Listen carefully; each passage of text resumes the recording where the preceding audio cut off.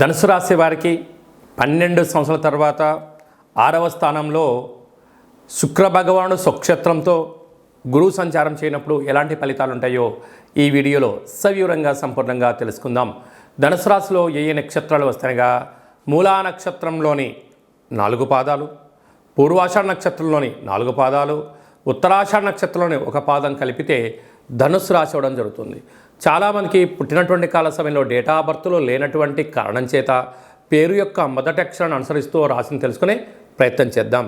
ఏ, యో, బా, బి, బు, ధ, బా, డా, భే అక్షరాల వారందరూ కూడా ధనుసు రాశి జాతకులే. ధనుసు రాశికి అధిపతి దేవగురు బృహస్పతి.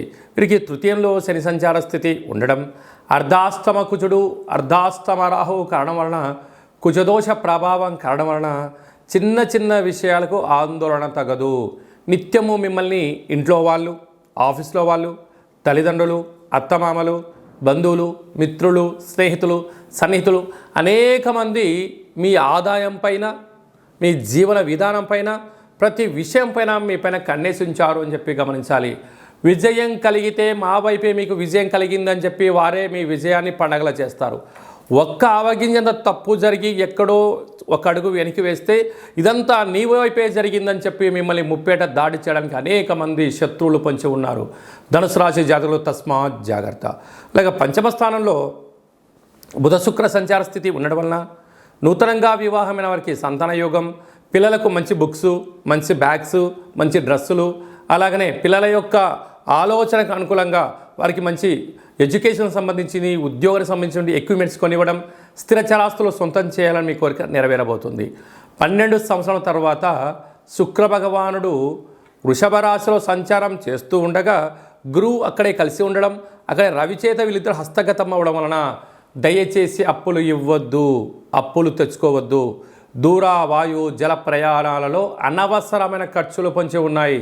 రుణ సమస్య, రోగ సమస్య, శత్రు సమస్య, బంధు మిత్ర స్నేహితులతో అనేక రకాలమైనటువంటి వారందరూ కూడా మిమ్మల్ని ఎక్కడ తొక్కేయాలా అని చెప్పి కంకణం కట్టుకొని ఎదురు చూస్తున్నారు.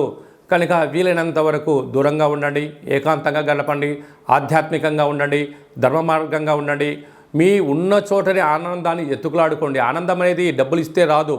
మీ ఆత్మ విమర్శ చేసుకొని మనస్సంకల్పంగా మీరు ప్రయాణం చేయగలిగినట్లయితే ధనుసు రాశి జాతకులకి అద్భుతమైన యోగం కలుగుతుంది. ఇలాంటి కాల సమయంలో 6వ స్థానంలో 3 గ్రహాల సంచార స్థితి, 12 సంవత్సరాల తర్వాత గురువు చేత శుక్రుడు సంచారం చేయడం వలన మీరు ఎంత బరువు అయితే ఉంటారో అంత బరువు కలిగినటువంటి గోధుమలను తులాభారంగా చేసుకొని, ఆ గోధుమలను మహాదేవుడికి రుద్రాభిషేకం చేసుకొని ఆవుకు ఆహారాన్ని ఏర్పాటు చేయడం వలన దోషాన్ని స్వీకరించి అదృష్టాన్ని మనకు ప్రసాదిస్తుంది. పక్షులకు, పావురాలకు వేయండి, లేకపోతే జలజీవరాశులకు సమర్పించండి. అద్భుతమైన ఆనందం, ఐశ్వర్యం మీ సొంతమవుతుందని చెప్పి గమనించాలి.